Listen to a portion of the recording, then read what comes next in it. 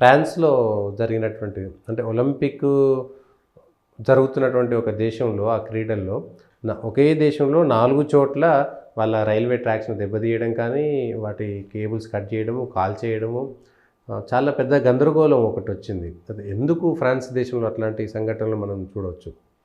ఇప్పుడు ఫ్రాన్స్‌లో నిన్నటి నుంచి ఈ రోజు నుంచి మనకి అంటే శనివారం నుండి ఒలింపిక్స్ ప్రారంభమయ్యాయి. ఒలింపిక్స్ జరిగే ముందు తమ నగరాన్ని సుందరంగా, ఎందుకంటే ఒలింపిక్స్కి లక్షలాది పర్యాటకులు వస్తారు కాబట్టి పర్యాటకులకి ఆ ఒలింపిక్స్ జరిగే దేశం మంచిగా కనిపించాలని, సుందరంగా కనిపించాలని, తమ యొక్క అభివృద్ధిని చూపించాలని, గొప్పతనాన్ని ప్రదర్శించాలన్న ఆతృత ప్రతి దేశం ఉంటుంది. గతంలో కూడా ప్రతి దేశం అదే పని చేసేవారు. ఆ ప్రక్రియలో భాగంగా గత 10 రోజులుగా ప్యారిస్ నగరం ఎక్కడైతే ఒలింపిక్స్ జరుగుతున్నాయో ఆ నగరం నుండి ఎవరైతే భిక్షగాళ్ళు అంటే బెగ్గర్స్ ఉన్నారో, లేదా నిరాశ్రయులు ఎవరైతే ఉన్నారో, ఫుట్పాత్ మీద జీవించే వాళ్ళు ఎవరైతే ఉన్నారో వాళ్ళందరినీ ఫ్రాన్స్ ప్రభుత్వం షెల్టర్ హోమ్స్కి తరలించే ప్రయత్నం చేసింది.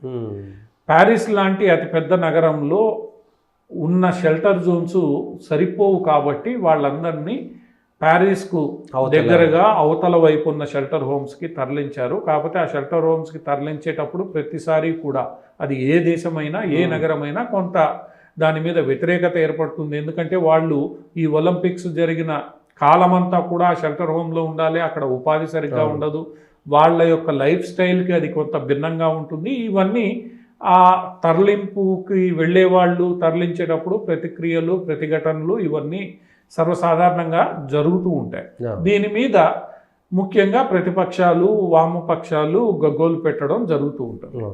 కాకపోతే ఈసారి ఫ్రాన్స్లో వచ్చిన ప్రధానమైన సమస్య ఏంటంటే ఈ తరలింపు ఏదైతే జరిగిందో ఆ తరలింపులో సుమారు ఒక 60% వరకు ఇమిగ్రెంట్ ముస్లిమ్స్ ఎవరైతే ఉన్నారో శరణార్థులు కింద, ముఖ్యంగా ముస్లిం శరణార్థులు ఎవరైతే ఉన్నారో వాళ్ళని తరలించాల్సిన పరిస్థితి ఏర్పడింది.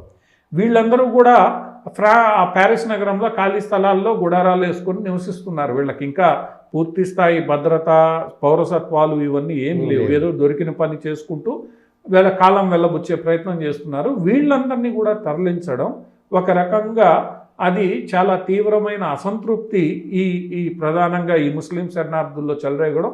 ముస్లిం శరణార్థులు ఇంతకుముందు కూడా హింసాత్మక సంఘటనలకు పాల్పడిన ఘటనలు ముఖ్యంగా ఫ్రాన్స్లో మనం చూసాం. ప్యారిస్లో ఎన్నో అసలు ఇబ్బందులు వచ్చింది చూసాం. అందువల్ల ఈ మొత్తం వ్యవహారము ఒక రకంగా హింసకి దారితీసింది. ఏదైతే రైల్వే సంఘటనలు ఉన్నాయో దారితీసిందనడంలో ఏమాత్రం ఆశ్చర్యపడాల్సిన అవసరం లేదు.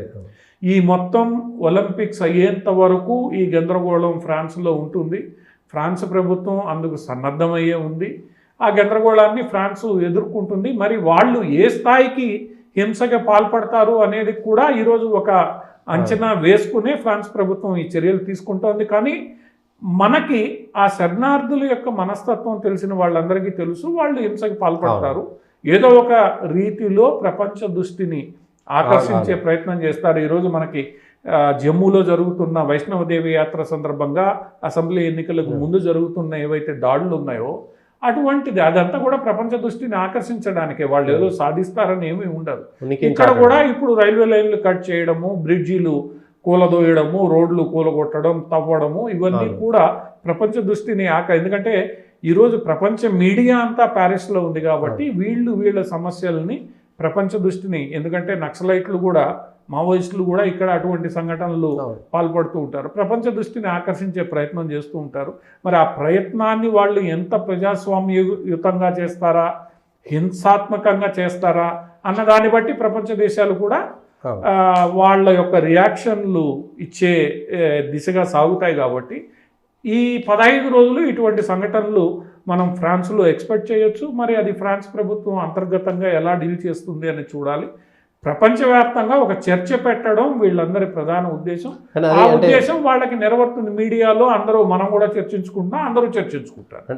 అది ముదిరి పాకాన పడితే రేపు పొద్దున ఇప్పటికే ప్యారిస్లో ఈ రోజు కాదు ఇంతకంటే ముందు కూడా గత అంటే ఈ శరణార్థుల పేరిట వచ్చినటువంటి వాళ్ళు చేసినటువంటి విధ్వంసం అంతా ఇంత కాదు. అక్కడ అరాచకత్వం కూడా చూపించారు. ఒక దశలో మనం ప్యారిస్లో ఉన్నాము, ఒకప్పుడు ప్యారిస్ అంటేనేమో స్వేచ్ఛకు ప్రతీక, కానీ ఇప్పుడు అట్లాంటిది లేదు. అది భవిష్యత్తులో ఇంకా ఎక్కువ కాదు ఉంటుంది. ఎందుకంటే అది వీళ్ళు యూరోపియన్ యూనియన్ తెచ్చిపెట్టుకుందే. సౌదీ అరేబియా విదేశాంగ శాఖ మంత్రి ఒకానొక సందర్భంలో మీరు వీళ్ళందరినీ తీసుకుపోయి పెట్టుకుంటున్నారు, రేపు మీరే పశ్చాత్తాపపడతారు అని ఆయన బహిరంగంగా చెప్పాడు.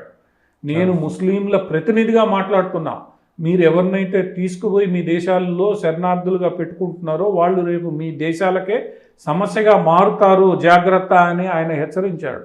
అది ఆ రోజు పాశ్చాత్య దేశాలు ఏం చేసాయి, పెడచెవిన పెట్టాయి.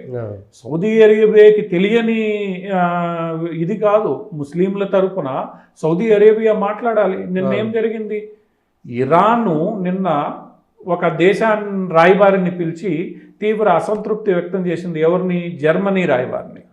జర్మనీ ఏం చేసింది, గత వారం హ్యాంబర్గ్ అనే పట్టణంలో ఉన్న ఒక ప్రధాన ఇస్లామిక్ సెంటర్ని మూసివేయమని అడిగింది.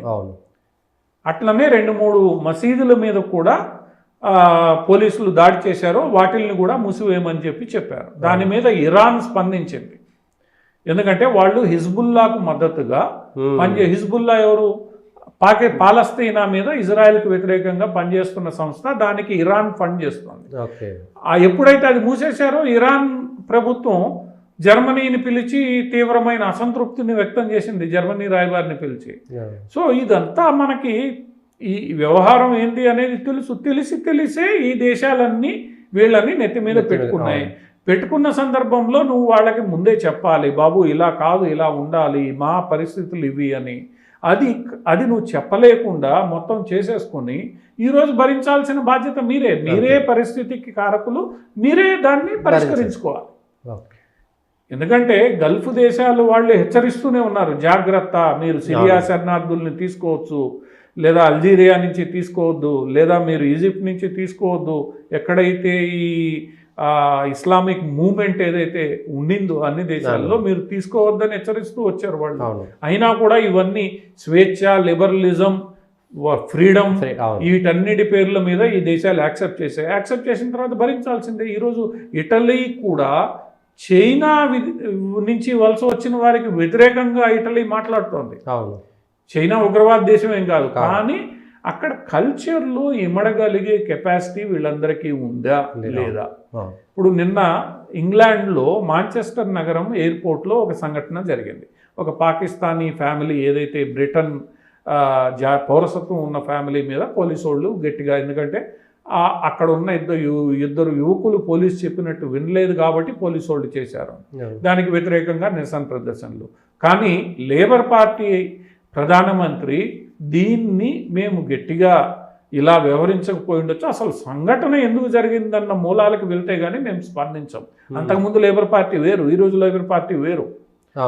అంతకుముందులాగా లేబర్ పార్టీ ఈరోజు మాట్లాడడంలో, ఎందుకంటే పరిస్థితి అర్థమవుతుంది. అందువల్ల ఏంటంటే ఇవన్నీ వాళ్ళు తెచ్చిపెట్టుకున్న సమస్యలు కాబట్టి వాళ్లే పరిష్కరించుకోవాలి. ఈరోజు లండన్ మేయర్ బంగ్లాదేశీ జాతీయుడు, అనేక మొన్నటిదాకా పాకిస్తాన్ జాతీయుడు లండన్ మేయరు, ఈరోజు బంగ్లాదేశ్ జాతీయుడు. ఆ లండన్ మేయర్ ఎవరికి ఇది చేస్తాడు? ఈరోజు ఇంగ్లాండ్ యొక్క లేబర్ పార్టీలో ఉన్న జస్టిస్ మినిస్టరు ముస్లిము. ఆయన మొన్న ఒక సభలో మాట్లాడుతూ ఏమన్నాడు, నా ముస్లిం సముదాయానికి ఇబ్బంది వచ్చే ప్రతి చర్యని నేను వ్యతిరేకిస్తా అన్నాడు.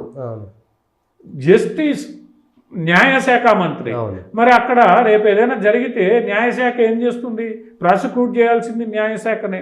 ఆయన బహిరంగంగా ఒక ముస్లిం సమావేశంలో ఆయన వ్యాఖ్యానించాడు. సో ఈరోజు పరిస్థితులకి కారణం మీరే పరిష్కరించుకోవాలి. అది ఫ్రాన్సు ఇంతకు ముందే మేల్కొంది, అధ్యక్షుడు ఎప్పుడో చెప్పాడు గట్టిగా ఉండాలని. ఈరోజు జర్మనీ మేల్కుంటోంది, స్వీడన్, నార్వేలు ఎప్పుడో మేల్కున్నాయి.